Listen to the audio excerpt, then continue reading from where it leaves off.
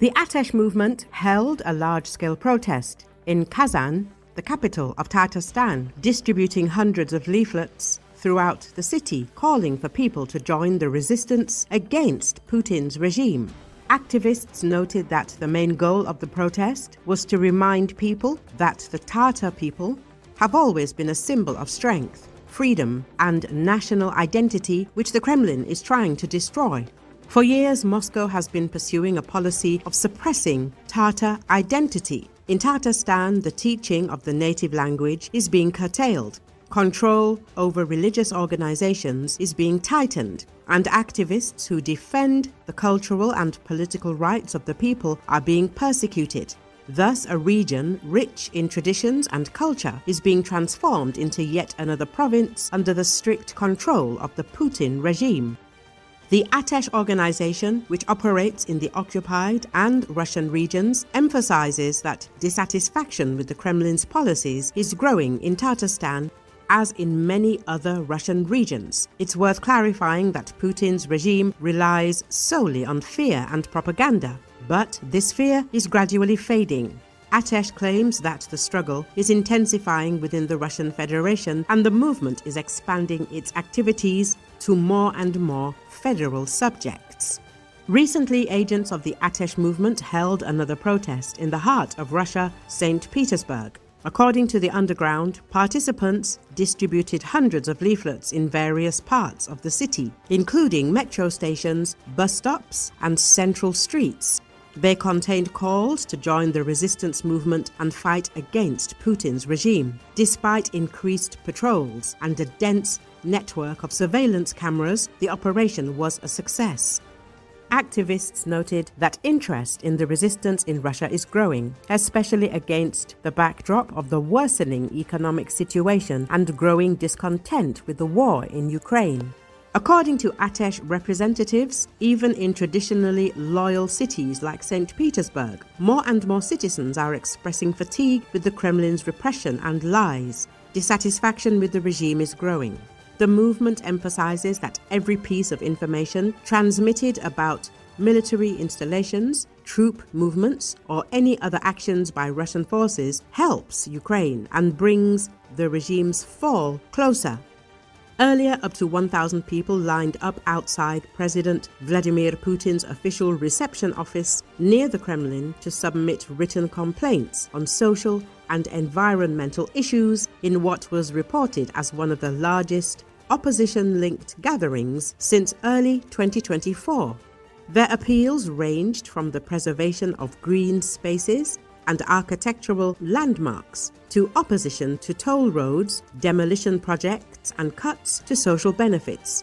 Some groups reportedly submitted hundreds of pages of signatures at a time. Organizers of the latest mass filing of petitions, which included former presidential hopeful Boris Nadezhdin and opposition figure Yulia Galyamina, emphasized this was not a protest, but a legal form of civic engagement that cannot be banned.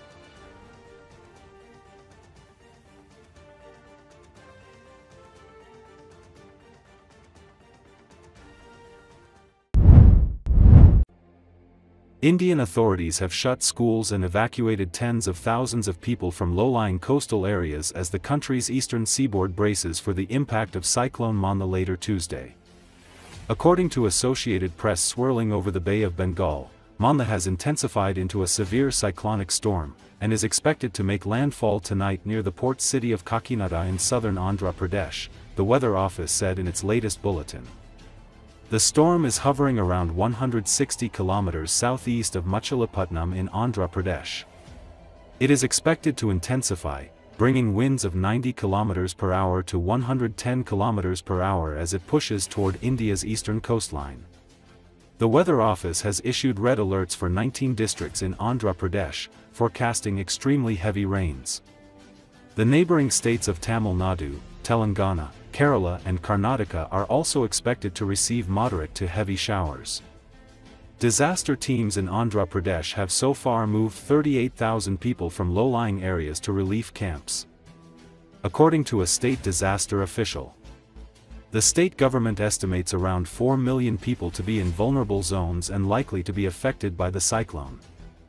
Schools and colleges have been ordered closed till Wednesday and people were warned not to venture into sea for fishing. Trains and flights were partially disrupted on Tuesday. In Odessa, the state administration has begun shifting around 32,000 people from vulnerable areas to relief camps, a state disaster official said. Climate scientists say severe storms are becoming more frequent in South Asia. Global warming driven by planet-heating gases has caused them to become more extreme and unpredictable. India's eastern coasts have long been prone to cyclones, but the number of intense storms is increasing along the country's coast. The year 2023 was India's deadliest cyclone season in recent years, killing 523 people and causing an estimated $2.5 billion in damage.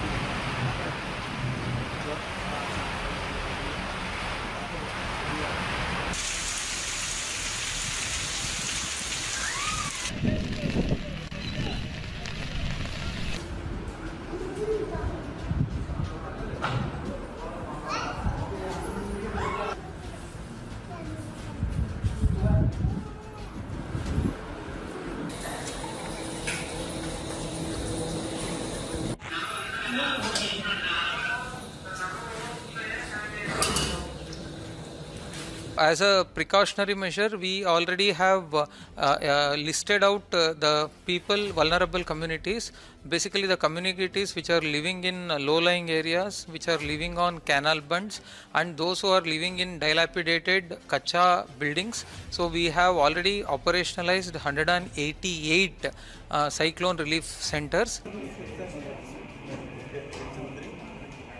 We are expecting a cyclone Munta to landfall somewhere near Kharkiv on 28th night with a wind speed of around 100 km per hour.